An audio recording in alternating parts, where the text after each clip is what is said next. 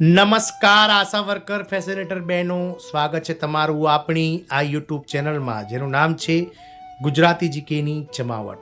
તો Gujarat high court division bench દ્વારા આંગણવાડી કાર્યકર અને તેડાગર બહેનોને જે માનદ વેતન છે, લઘુત્તમ વેતન 14,800 રૂપિયા વર્ગ 4 પ્રમાણે ગુજરાત સરકારમાં, તેટલું માનદ વેતન હાલના માનદ વેતનમાં ઉમેરી અને કાર્યકર બહેનોને 24,800 અને તેડાગર બહેનોને 20,300 રૂપિયા નવું માનદ વેતન આગામી ફેબ્રુઆરી 2026 સુધીમાં કરી આપવાનો ઐતિહાસિક ચુકાદો અને આદેશ આપ્યો છે ગુજરાત સરકારને. ત્યારે હવે આંગણવાડી કર્મચારીઓના આ ચુકાદા બાદ હવે રાજ્ય સરકારના અને કેન્દ્ર સરકારના આરોગ્ય વિભાગના નેજા હેઠળ કામ કરતા હજારો આશા વર્કર અને ફેસિલિટેટર બહેનો જે છે તે વિરોધ પ્રદર્શન કરી રહ્યા છે. ત્યારે આ રાજ્ય સરકારના આંગણવાડી કર્મચારીઓ સહિત આશા વર્કર બહેનો દ્વારા જે છે તે માનદ વેતનમાં કાપ તેમજ માનદ વેતનમાં વધારા સહિતના મુદ્દાઓ સાથે જે છે તે વિરોધ પ્રદર્શન કરવામાં આવ્યું છે. જાણીશું વિડીયોમાં વિગતવાર કે દેશની કઈ રાજ્ય સરકારના આંગણવાડી કર્મચારીઓ અને આશા વર્કર બહેનો દ્વારા જે છે તે આંદોલનનું બ્યુગલ ફૂંકવામાં આવી છે અને શું છે તેમની વિવિધ માંગણીઓ, તેને લઈને વિડીયોમાં વિગતવાર ચર્ચા કરીએ.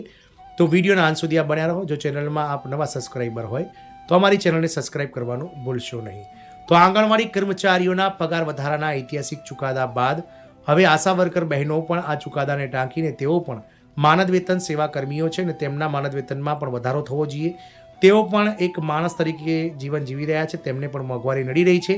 આથી તેઓ પણ પોતાના માનદ વેતનમાં વધારો કરવાને લઈ અને વિવિધ રાજ્ય સરકારના આંગણવાડી કાર્યકરો સહિત આ આશા વર્કર અને ફેસિલિટેટર બહેનો પણ આરોગ્ય વિભાગ અને કેન્દ્ર સરકાર અને રાજ્ય સરકારો સામે હાલમાં વિરોધ પ્રદર્શનો કરી રહ્યા છે. ત્યારે ઉત્તર પ્રદેશના મઉ જિલ્લામાં માનદ વેતનમાં કાપ મૂકવા સામે આશા વર્કર બહેનોએ વિરોધ પ્રદર્શન કર્યો હતો અને સાથે જ માનદ વેતનમાં વધારો તેમજ આંગણવાડી કર્મચારીઓના સમકક્ષ જે છે તે સરકાર દ્વારા ચુકાદો આપી અને જે લાભો છે રાજ્ય સરકારના કર્મચારી જાહેર કરવા, જે ઇન્સેન્ટિવ છે તેમાં વધારો કરવો વગેરે, પીએફ ઈએસઆઈસીના લાભો, ડ્રેસની સિલાઈમાં વધારો વગેરે બાબતોને લઈ અને સરકાર સામે દબાણો વધારી રહ્યા છે. તો ઉત્તર પ્રદેશના મઉ જિલ્લામાં આશા કાર્યકરોએ તેમના માનદ વેતનમાં કાપ મૂકવા સામે સ્થાનિક શહેરના સામુદાયિક આરોગ્ય કેન્દ્રોમાં વિરોધ પ્રદર્શન કર્યું અને સૂત્રોચ્ચારો કર્યા હતા.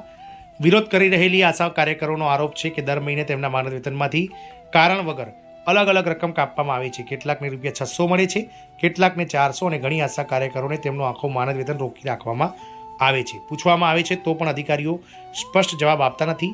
બીના રાયે કહ્યું હતું કે તેમના માનદ વેતનમાંથી સતત પૈસા કાપવામાં આવી રહ્યા છે. ચિંતા તિવારીએ કહ્યું હતું કે ક્યારેક ₹200, ક્યારેક ₹600 કાપવામાં આવે છે. અધિકારીઓ ફક્ત આ મુદ્દાને ટાળે છે. કૌશલ્યાએ માંગ કરી છે કે આ મામલાની તપાસ કરવામાં આવે અને યોગ્ય ચૂકવણી કરવામાં આવે.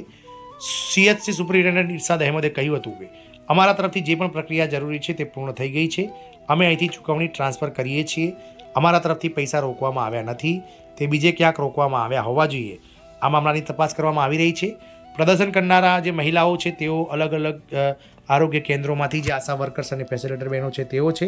તદુપરાંત આ બહેનોએ વિરોધ પ્રદર્શન કરી અને સીએસસી ઓફિસર સુપ્રિન્ટેન્ડન્ટને એક આવેદન સુપરત કર્યું હતું, જેમાં આશા વર્કર બહેનો, ફેસિલિટેટર બહેનોને પણ જે છે તે વર્ગ 4 અને 3 પ્રમાણે સરકાર પગાર લઘુત્તમ વેતન ચૂકવે, કાયમે રાજ્ય સરકારના કર્મચારી જાહેર કરે, પીએફ ઈએસઆઈસી સહિતના લાભો આપવામાં આવે, નિવૃત્તિ સમયે એકલ રકમ 5 લાખ રૂપિયા અને ગ્રેજ્યુટી સહિતના જે છે તે લાભો અને પેન્શનમાં રકમ 10 થી 12,000 રૂપિયા દર મહિને પેન્શન રૂપે સરકાર આપવામાં આવે તેવી વિવિધ માંગણીઓ સાથે આવેદનપત્રો સુપરત કર્યા હતા.